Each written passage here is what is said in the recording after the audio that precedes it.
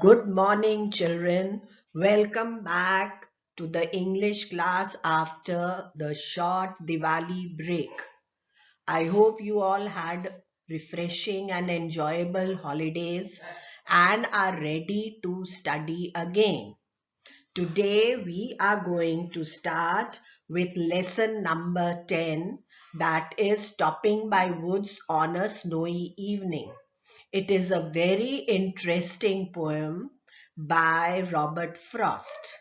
As you know, Robert Frost is an American poet who is very popular even today. He used these simple themes which he has described in his poems to describe and to explore deep philosophic ideas. So he uses simple themes to talk about something which is very, very philosophic. So let us start the poem. First, we'll start reading the poem. It is a 4 stanza poem of 4 lines. So in all, there are 16 lines in the poem. While we are reading and discussing the poem, you have to pay attention to all the rhyming words so that we know the rhyme scheme of the poem. And then you have to pay attention to all the poetic devices used by the poet to make the poem interesting. I want you to specially pay attention to alliteration, which you already know. Then you have to pay attention to repetition, personification, and if you think there is any other poetic device, please keep it in mind. Now we start the poem. Stopping by woods on a snowy evening. Whose woods these are, I think I know. His house is in the village, though. He will not see me stopping here to watch his woods fill up with snow. First, the poet talks about the woods where he has stopped on a snowy evening. So he says that he thinks he knows whose woods these are. He's quite sure of the person who is the owner of the woods, but he says the owner is not here. He is in the village because he has a house in the village. And because he is not here, he will not be seeing him stopping here to watch his woods, which are filling up with snow. There is snowfall, it is beautiful, and to enjoy the beauty, the poet stops in the middle of the woods to explore and to enjoy the beauty. Now we go to stanza number 2. The poet has a horse with him, and this horse is a little horse. My little horse must think it queer to stop without a farmhouse near. Between the woods and frozen lake, the darkest evening of the year. Now the poet talks about his horse. Here he has used a device called personification. Personification is when we talk about an animal or a thing as if that animal or thing is a person. We can use personification for things as well as elements of nature and animals. Here he has used personification for the horse because he talks about his horse, what he is thinking as if the horse is a person. My little horse must think it queer. Now, queer, as you know, means strange or unusual. So he says, my little horse must be thinking that it is very strange or unusual for the poet to stop somewhere where there is no farmhouse and in the middle of dark, deep woods, between the woods and frozen lake. So the poet had stopped between the woods and the frozen lake, the darkest evening of the year. So the evening has been called darkest evening and as you know, the shortest night and the darkest evening are in December. So it must be December. Do you remember the date? If you don't, please find out the date and we will discuss this in our live class. So it was the darkest evening of the year. It was snowing and the snowfall looked beautiful. The horse but thought that it was something very strange for the poet to stop somewhere where there was no farmhouse and nothing could be seen around. He had just stopped in the middle of the woods between the woods and the frozen lake.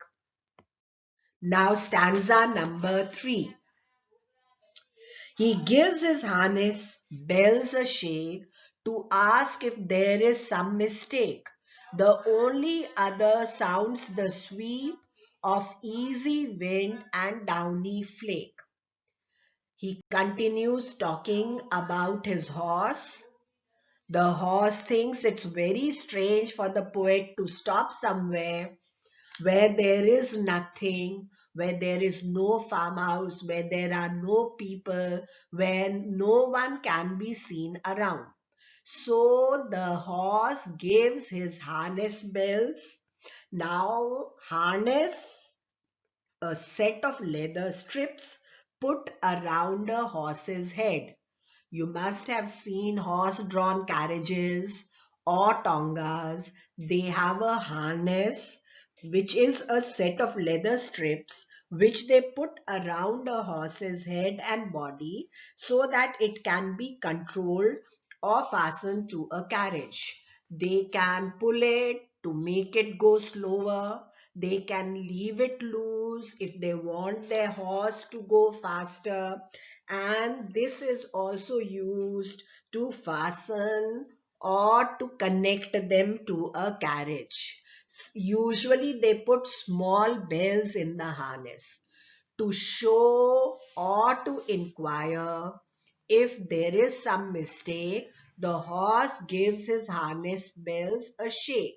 So he shakes his head so that his harness bells ring, and the poet should give him an answer, or he wants an answer from the poet. Now this was the sound, and there were only two other sounds which could be heard because it was very quiet all around. And what were the other sounds in addition to the harness bells? That was a very soft sound of easy wind. There was a wind, a very light wind blowing around, and the sound of downy flakes. The snowflakes were falling down and they also made a soft sound. So you could hear the shaking of the harness bells and the sound made by them, and then a sound, very soft sound of the easy wind which was blowing easily and softly, and the sound of the snowflakes. He has used the adjective downy for snowflakes. Downy means like down. And what is here? It's not up and down. Please pay attention. It is not up and down. Here the second meaning of down is used, which means fine, soft hair. Usually small animals or baby animals have this fine soft hair which is called down. And so the snowflakes were so soft, they were called downy flakes by the poet. Now flakes, of course, you know, are small thin layers of something. You must have seen chili flakes. Now, chili flakes are also thin, small layers of chilies, which are used in many recipes. Here, flakes are the snowflakes we are talking about, and they are like down, they are very soft and light. When the snow falls down, then it becomes hard. While it is falling down, it is very soft, like cotton, and very, very light. Now the next stanza, which is the last one, very, very important one, because the message the poet wants to give is in these lines, and these lines have literal meaning as well as a deeper meaning. Many words are used metaphorically. Metaphors, as I had told you before, are somewhat like similes. They are words used to compare the characteristics or qualities of two things. But in simile, we use the words like and as. Here, no like or as is used, but the qualities of two things are compared. So please be attentive and pay attention to these last four lines, very, very important ones. The woods are lovely, dark and deep, but I have promises to keep, and miles to go before I sleep, and miles to go before I sleep. Now the poet repeats again that the woods are lovely, they are beautiful, dark and deep because it's a thick wood or a thick forest. Thick forests always are dark because the trees grow so close to each other, and because it is deep and dark and lovely, he wants to stay on for a longer time and enjoy the beauty around and explore it. But then he remembers that he has promises to keep, and he has to travel miles and miles and miles. That means he has to travel a long distance before he can rest. Here, sleep means rest. But then, as I told you, it has a deeper meaning. And what is the deeper meaning? The woods are lovely, dark and deep, but I have promises to keep. That means here the woods are lovely, dark and deep. It's very, very enjoyable. But then he has many commitments to fulfill. He has made promises, he has set goals which he needs to fulfill. And here, when we think of the deeper meaning, sleep is used as a metaphor for death. So he has a lot of things to do. He has a lot of promises to fulfill, commitments to fulfill before the poet dies. And this is for everyone. We have a lot of things to do. We have lot of promises and commitments to fulfill before we die. So we must go on doing our best, doing our duty, and doing whatever needs to be done before we die. And there's a lot which we can do.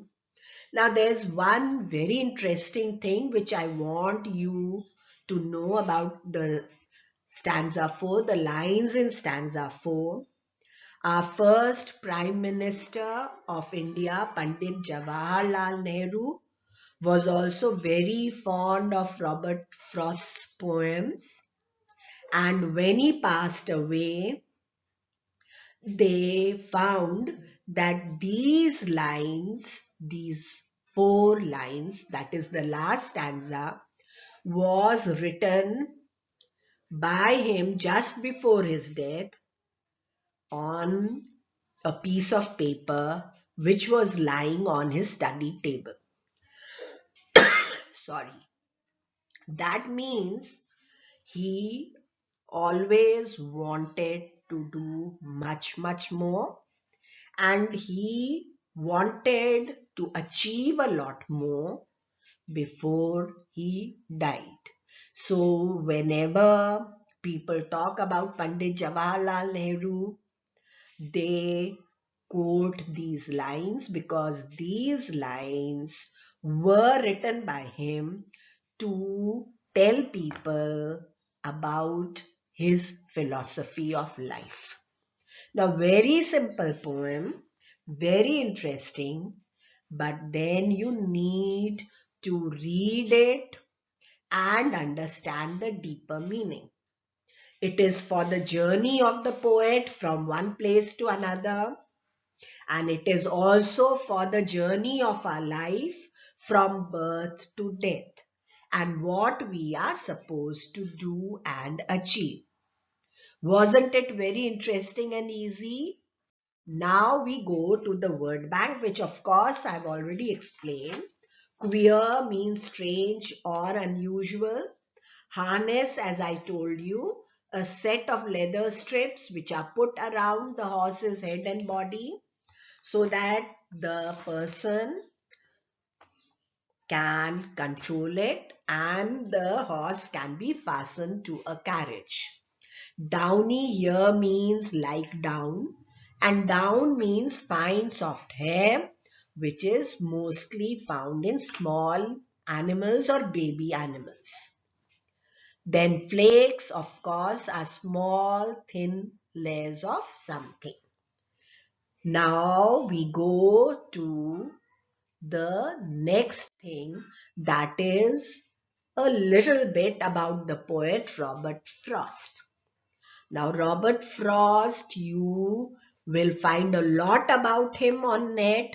If you are interested to read his other poems, please go to net and read it. And I would like my students really to do it. And one of the other poems which I found very, very interesting and motivating is The Road Not Taken. If you could get it, please read it. Now, Robert Frost was born in 1874 and he died in 1963. As I told you, he was an American poet. Just now you are doing American poets and American writers together with British. But then when you grow up, you will have a separate section on American literature where all the American poets and writers will be covered. So you must keep this in mind that Robert Frost was an American poet. His poems are full of scenes of rural life of the early 20th century. I hope you know rural life means village life. So he loved to describe the life of the village and the villagers and the nature around.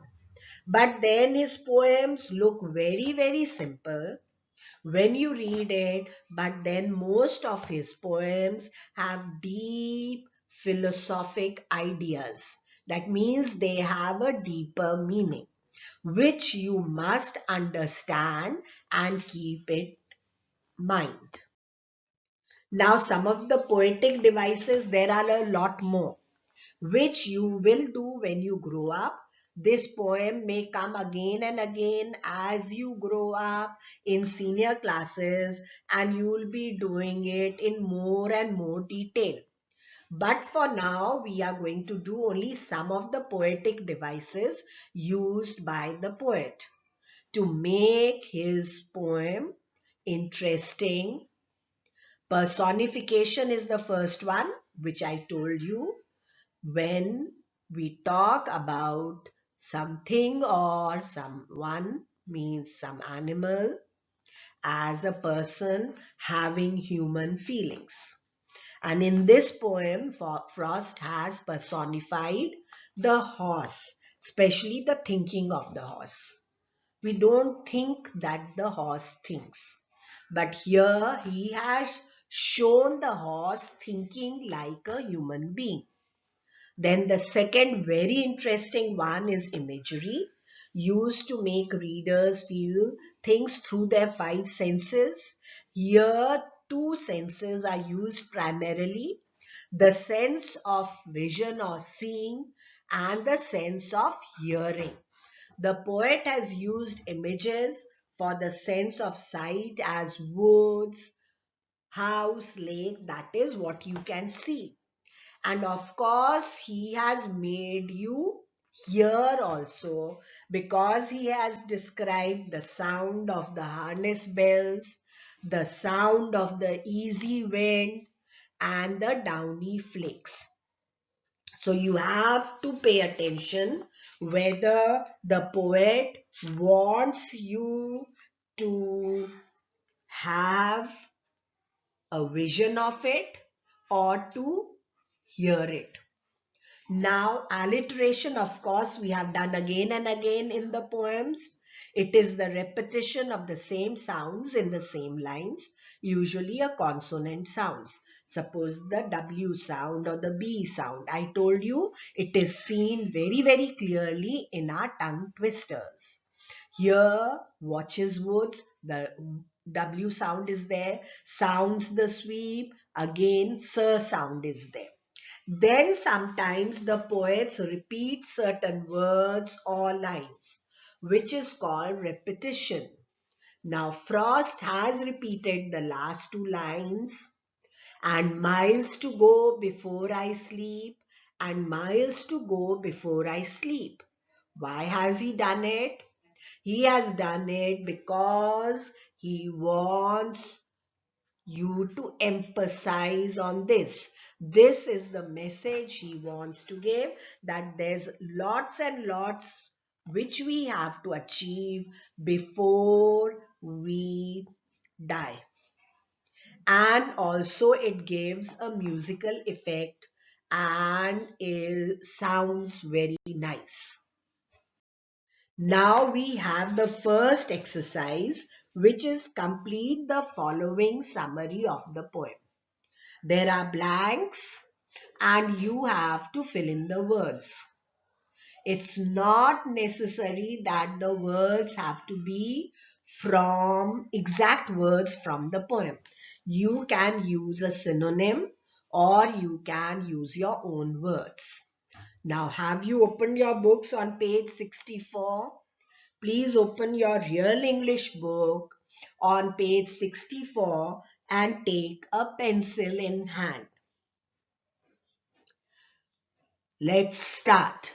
One winter evening, while crossing dash, the poet stops to watch the beauty of the landscape.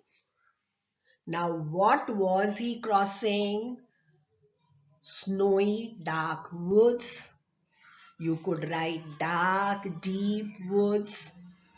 You could write any adjective and the word woods, the adjectives which are used in the poem. Now, do you remember the adjectives used by the poet? You can use lovely woods, you can use deep, dark woods or snowy, dark woods because there was snowfall. The poet stops to watch the beauty of the landscape. Landscape is whatever is around you, the natural scenery around you. The dash is not present there. Who is not present there? The owner of the woods, the person to whom the woods belong.